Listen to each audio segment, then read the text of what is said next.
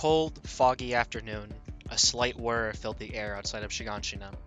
A quiet day turned into a hectic spree of orders, flares, and above all else, terror. Screams for the Scouting Legion's commander, Deha Mueller, filled the air and walls as two flying objects began to approach from a far distance, floating with nothing on the ground. Curious, the high command of the scouts hurried to the wall, trying to see the spectacle for themselves. Orders to watch closely were cut short as a blast of blood, air, and metal appeared from seemingly nothing. The Scouting Legion's commander found himself on the ground, a hole in his head, and dead, instantly. His subordinates watched in a dazed panic as their leader's face turned into a red mist right before their eyes, and their outfits now stained in the blood of Deha. The orders to watch turned into orders of every man for himself. This must be the doomsday for Eldia.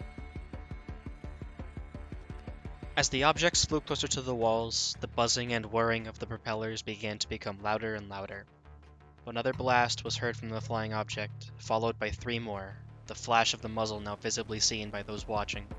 Two more scouts would fall, both high-ranking officers on top of the walls, before pure pandemonium would occur. No one could make sense of the situation, and above all else, why this was happening. Much like the appearance of the Titans before, the question had no answers. Only survival could truly solve the issue at hand.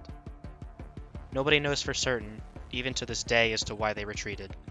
We're certain that if they had landed, we would have all died that day, and there would have never been the rest of the story to tell.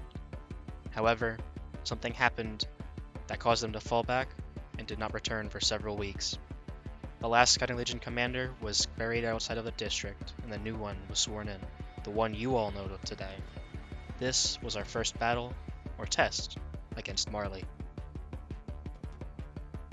After attempts to clean up the bloody mess that was the short yet costly battle, the cleanup crew found a weapon laying outside of the district.